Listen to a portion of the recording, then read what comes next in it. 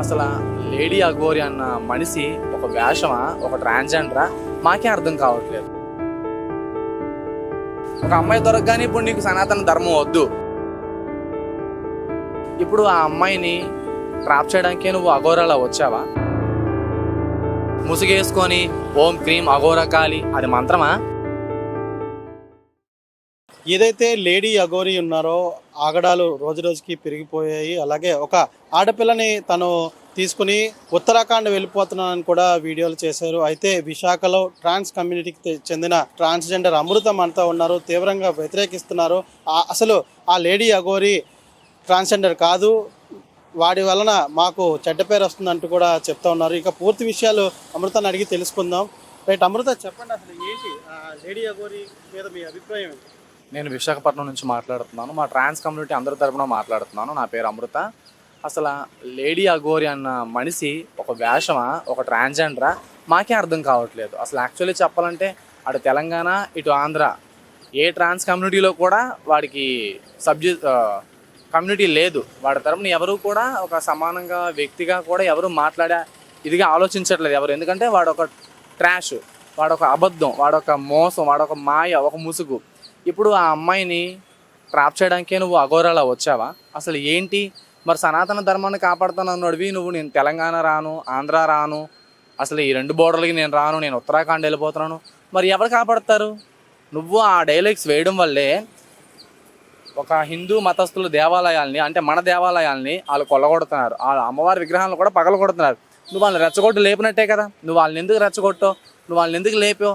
అంటే నీ వల్ల మా సనాతన ధర్మం ఎక్కడికి వెళ్తుంది? సనాతన ధర్మాన్ని కాపాడుతానని చెప్పిన వ్యక్తివి మా ట్రాన్స్జెండర్ అనే ఒక ముసుగు ఎందుకు వేసుకున్నావు? ట్రాన్స్జెండర్ అనే ముసుగు వేసుకుందే కాక నువ్వు నేను నాగసాధు అఘోరాని అంటే అక్కడ కాశీలో ఉన్న అఘోరాలందరినీ అగర్వం పరిచినట్టే కదా నువ్వు. అటు వాళ్ళని ఇటు ట్రాన్స్జెండర్ని కూడా నువ్వు అగర్వం పరుస్తున్నావు. అంటే ఎందువల్ల? ఒక అమ్మాయి దొరకగానే ఇప్పుడు నీకు సనాతన ధర్మం వద్దు అంటే నువ్వు ఉత్తరాఖండ వెళ్ళిపోయి అక్కడ సెటిల్ అయిపోయి పిల్లలు కనేద్దాం అనుకుంటున్నావు. అసలు ఏ రకంగా మీరు సంసారం చేయాలనుకుంటున్నారు? తను ఒక అమ్మాయి, తనకు ఒక మంచి జీవితం ఉంది, తను ట్రాప్ చేయడానికే నువ్వు ఈ విధంగా వేషం వేసావా నాగసాధులాగా? అంటే ఇదివరకు ఒక ఊర్లో ఈ నాగసాధు అఘోరి ఎవరైతే మోసగాడు ఉన్నాడో ఆ మోసగాడు వెళ్ళినప్పుడు అమ్మ మీరు ఆడవాళ్ళ, ఒక ట్రాన్స్జెండరా, మగవాళ్ళ అని అడిగితే నేను ఆడదాన్నే అని చెప్పాడు. అమ్మ మీకు ఋతుకర్మం అవుతుందా అంటే నేను తప్పకుండా అవుతున్నాను అని చెప్పాడు.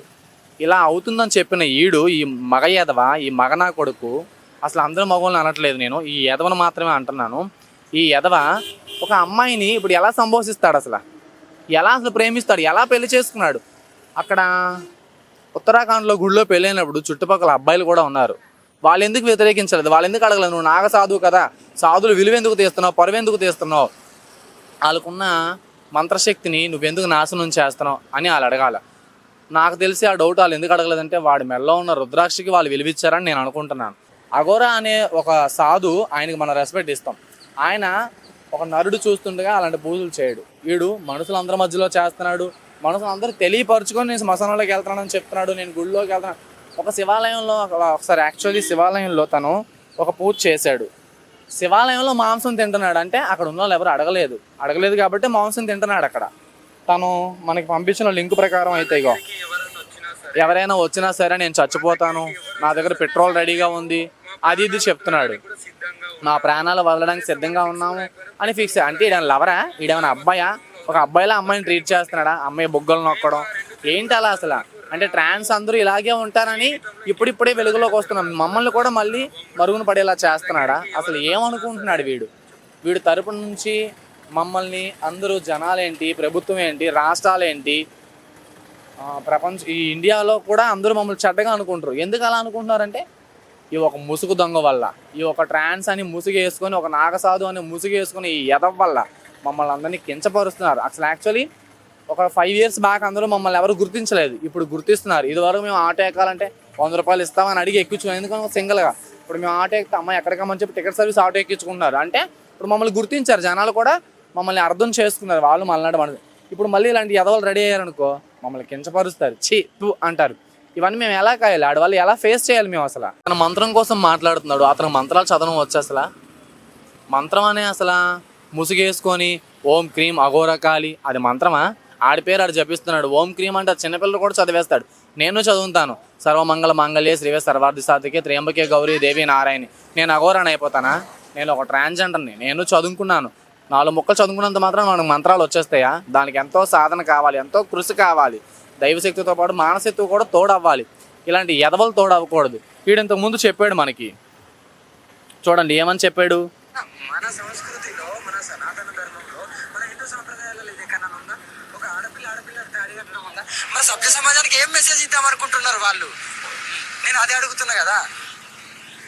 ఇప్పుడు ఏమి ఇస్తాడు వీడి సభ్య సమానానికి? వీడు సనాతన ధర్మాన్ని ఏం కాపాడుతాడు?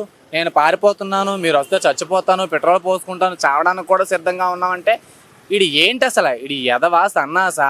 వీడు మగోడు కాబట్టి కదా అమ్మాయిని ఎలా లవర్లా ట్రీట్ చేసి బొగ్గలు నొక్కుతున్నాడు. నువ్వు చెప్పు అంటున్నాడు, పక్కన కూర్చోబెట్టుకున్నాడు, కౌగులించుకుంటున్నాడు. మరి ఇంకెందుకు వీడు అంగమార్పిడి చేయించుకున్నాడు అసలు? ఇది ఏంటి? ఎదవనే కదా ఒక అర్థం. ఇప్పుడు ఈ దొంగ ఎదవను చూసి ఇంకొక 4 వస్తారు ఇలాగ మన చుట్టూ, మన ముందుకి. ఇలాంటి ఎదవలు ఎంతోమంది పుట్టుకొస్తారు చూడండి. వీడిలాగే ఒక ఎదవ వేషం వేసుకుని వచ్చాడు. ఈరోజు వెధవ నిజంగా వేషం వేశాడు, ఇంకొక నిజంగా వస్తే అప్పుడు మన పరిస్థితి ఏంటి? మన సనాతన ధర్మం ఎక్కడికి వెళ్తుంది? అసలు వీడు ఎందుకు కాపాడుతానన్నాడు?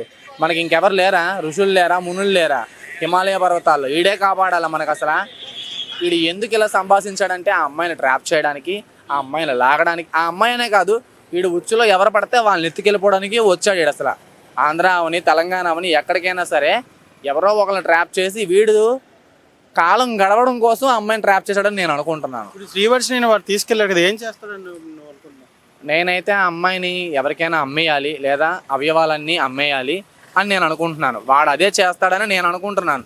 లేదంటే ఆ అమ్మాయిని క్యాష్ రూపంగా ఉపయోగించుకుంటాడు. అంటే వాడికి రోజు పెట్రోల్ ఉండాలి, తిండి ఉండాలి, బట్ట ఉండాలి, ఉండడానికి నివాసం ఉండాలి. అవన్నీ ఎవరు కల్పిస్తారు? ఈ అమ్మాయిని ట్రాప్లో ముంచితేనే అవన్నీ ఆ అమ్మాయి కల్పిస్తుంది. డెఫినెట్గా కల్పిస్తుంది అమ్మాయి. కాబట్టి ఆ అమ్మాయిని ట్రాప్లో ముంచాడు. ఇలాంటి ఎదవలకి సరైన శిక్ష వేయాలని మన పవన్ కళ్యాణ్ గారిని కూడా కోరుకుంటున్నాను. అలాగే ఈ ప్రభుత్వాన్ని కూడా కోరుకుంటున్నాను. మన ఆంధ్ర పోలీసులను కూడా కోరుకుంటున్నాను. అలాగే తెలంగాణలో కూడా అడుగు పెట్టినా కూడా వాళ్ళని కూడా నేను కోరుకున్నది ఒకటే, ఈ ఎదవ నుంచి ఆ అమ్మాయిని కాపాడి వాళ్ళ ఇంట్లో అప్పచెప్పాలి. మన సనాతన ధర్మం మనం కాపాడుకుంటాం, వీడెవడు కాపాడడానికి అసలు. అదొకటే కోరుకుంటున్నాను నేను ప్రభుత్వాన్ని. ఇదైతే లేడీ అఘోరి చేస్తున్న వికృతి చేష్టలు ఏవైతే ఉన్నాయో వీటిని ఆపాలి. అలాగే శ్రీవర్షిని వెంటనే తన తల్లిదండ్రులకి అప్పచెప్పాలి అంటూ విశాఖ నుంచి ట్రాన్స్ కమ్యూనిటీ తరపున అమృత కోరుకుంటుంది. అలాగే ఇలాంటి లేడీ అఘోరీలను చూసి, ఇలాంటి వికృతి చేష్టలు చేసి కామెడీ చేసే వాళ్ళని చూసి మరికొందరు పుడతారు. వాళ్ళని కూడా మనం ఎలా తీసుకోవాలని కూడా ప్రశ్నిస్తుంది. రైట్, కెమెరా పర్సన్ రాఘవతో Pavan Kumar, Vishwabharati TV. Thank you.